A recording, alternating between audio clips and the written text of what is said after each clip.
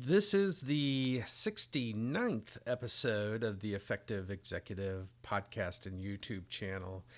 And as we start 2022, I really look at this year as being a year of reckoning for many things that are going on within not only the United States, but from without the United States. And it's going to it has already created a challenging environment for businesses. And as I was reading a number of articles over the holidays, I basically came across one article was talking about that from a survey that 72% of CEOs fear losing their positions in 2022. And some cases it's a matter of they didn't see a lot of this stuff coming that's happened over the last couple years. But as you get into it, you got to begin to anticipate things, and CEOs that were able to navigate some of the things that were happening. People we hear about all the time, not completely, they all had their problems, but Elon Musk is certainly one that you could hold out there. I was, really paying attention to the supply chains and getting and solving problems for Tesla out there, even though I still think the price of their stock is well overpriced. But regardless, he is a creative guy and a smart guy, and he's created quite an organization. But interestingly, of the CEOs that were apparently surveyed in this, which I'll put a link to the article, at least that I read from the New York Post, but was that 94% of the CEOs that they surveyed believe that they're going to have to redo their business models, within the next 3 years. And I don't think they even have that long. I think they've got about a window of 3 to 6 months to be able to redo their business models. And 80% were worried about labor shortages. Surprise, surprise. 77% concerned about the supply chain.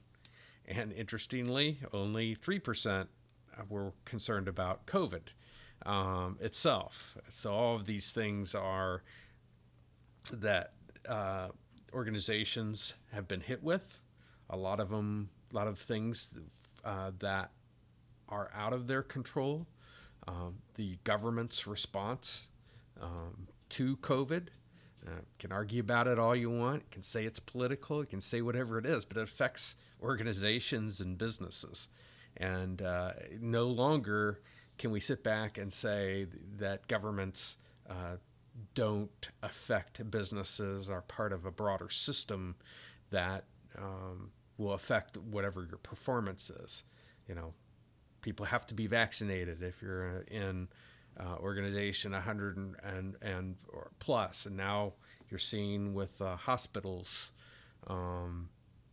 shortages of people, shortages of pilots, shortages everywhere with regards to labor, and the brilliant minds of our government decide that the smart thing to do would be to fire the unvaccinated people, because they create an existential threat to everybody else.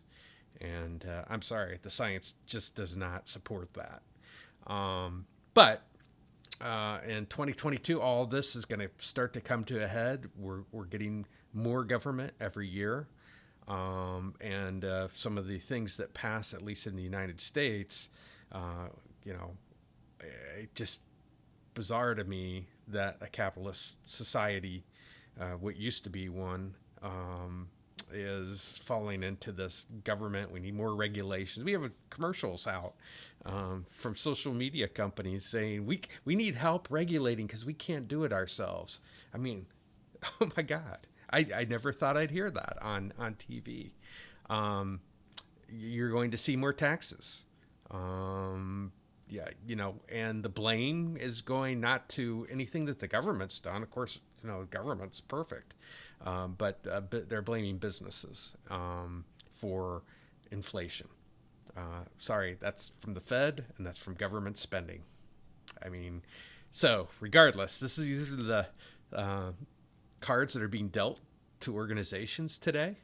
Um, and, many of the CEOs out there that I've talked to, past, present, and I'm sure future, will tell you that, they didn't anticipate some of the risks that came. And even then, that's okay. You can't anticipate everything that's going to happen. But you need to react quickly once you do understand. And unfortunately, many of the larger organizations that I've worked with in the past are very slow to move. Too much bureaucracy, too much infighting, too much whatever. You add that along with the ill-advised things that the government does, then you wind up with what we have today. And I don't see it getting a lot better economically, at least.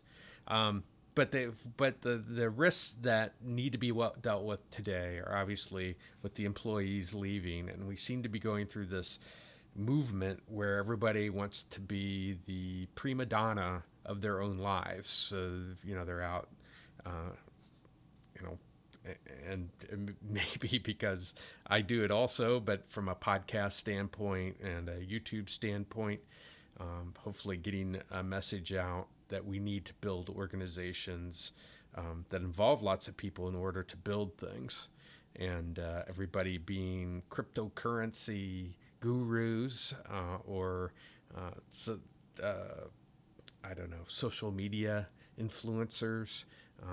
You can have some of those, but we seem to be dismissing, I think as Mike Rowe would say, some of the important jobs, and I think they're going to start become more important that employees of these organizations do, whether it's fixing your plumbing or your furnace or whatever it might be. But regardless, these are some of the things that organizations are going to have to deal with, these risks with employees. You've got organizations already designed. I've seen hundreds of them in my lifetime that I would never want to work for.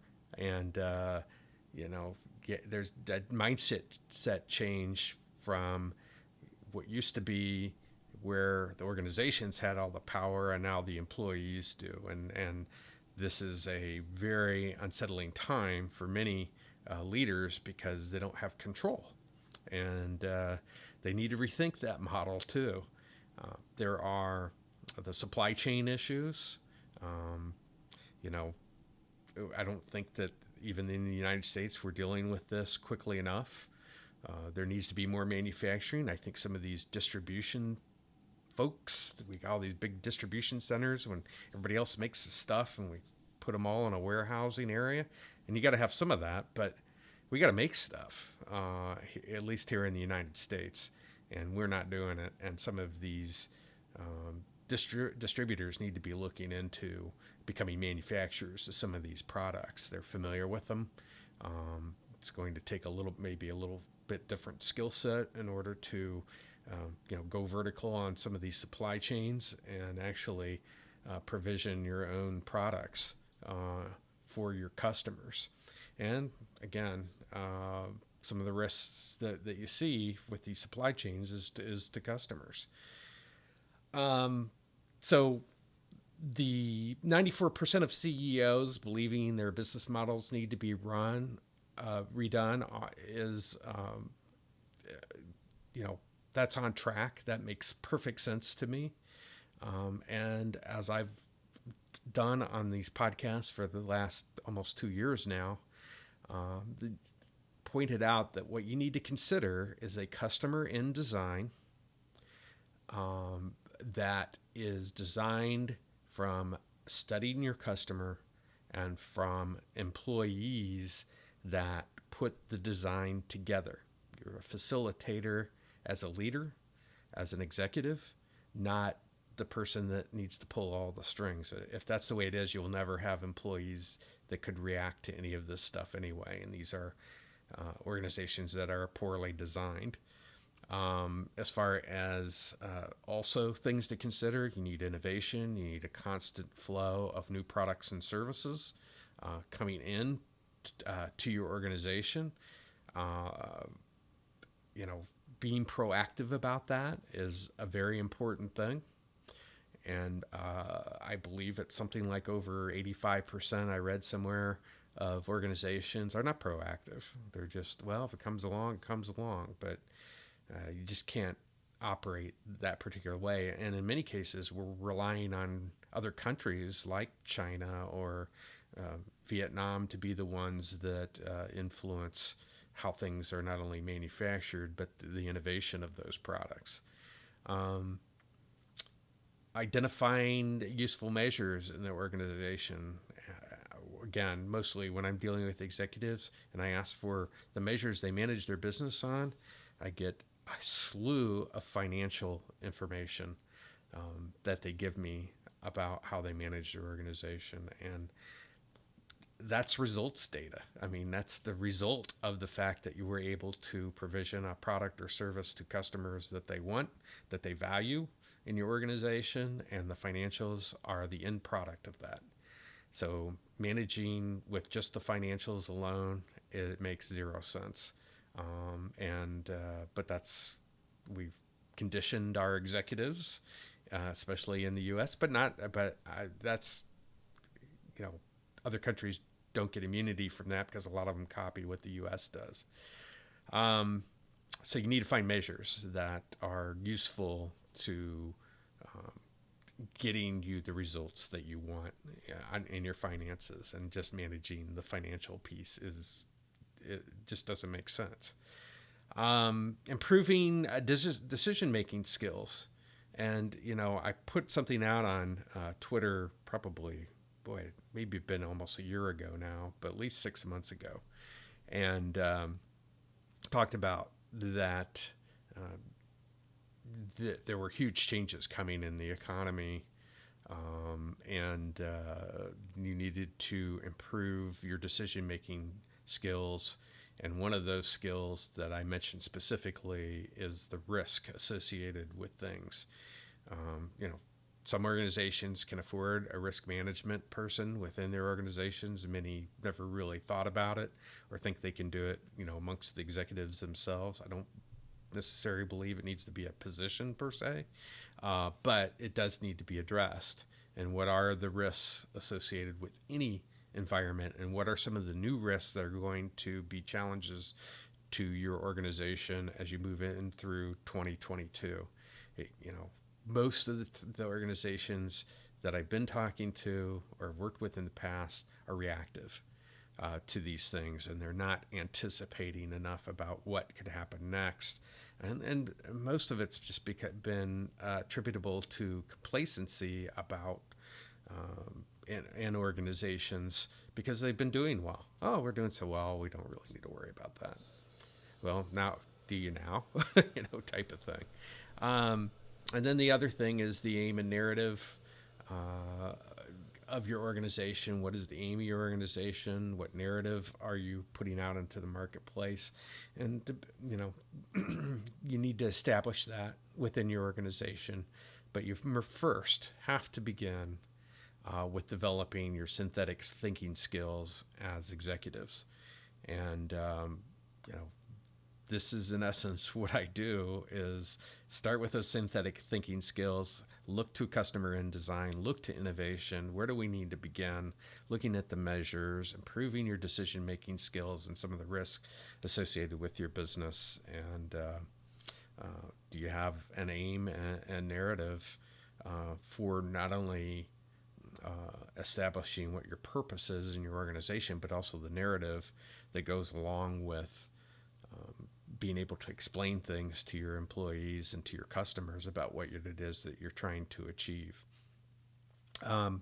So developing those synthetic thinking skills begins by studying the customer, and you aren't going to get innovation from that, but you will get potentially a better design of your organization that people want to work in, employees, and that customers want to deal with. And so if this is something that interests you, I don't do a lot of promotional things with regards to my videos and my podcasts, but you can go to the95method.com/let's talk. It'll bring up a calendar. We'll talk for 30 minutes if there's something, if nothing else. Got an abundance of ideas when I hear some of the issues that you're dealing with in your organizations, of things you can deal with. I do not just go into organizations, and I'm sure that past clients will tell you that I do not go into organizations and tell them how great they are. I have no time for that. I will tell you honestly about what I'm seeing, and then it's up to you to take action on those things, either on your own or with my help. That's up to you. I don't really put much into the 30-minute calls, as far as it's not a 30-minute sales tactics. 30 minutes of, can I help your organization, and can I give you some ideas? Because when you hang up the phone after 30 minutes, I want you to be able to think that you're going to have something that you can at least say, you know what, I'm not doing that, and I probably ought to be doing that, and I don't need help right now. I want to try some things on my own. That's perfectly okay. Could be down the road or maybe never, but if I can help your organization, that gives me satisfaction. That's payment enough from that standpoint. So that's what I wanted to cover. This is the beginning of 2022. There are huge opportunities. There are companies falling down everywhere, and that either gives you a huge advantage or disadvantage depending on your preparation and the way that you've set your organization up. That's what I wanted to cover this week, and I will catch you next week.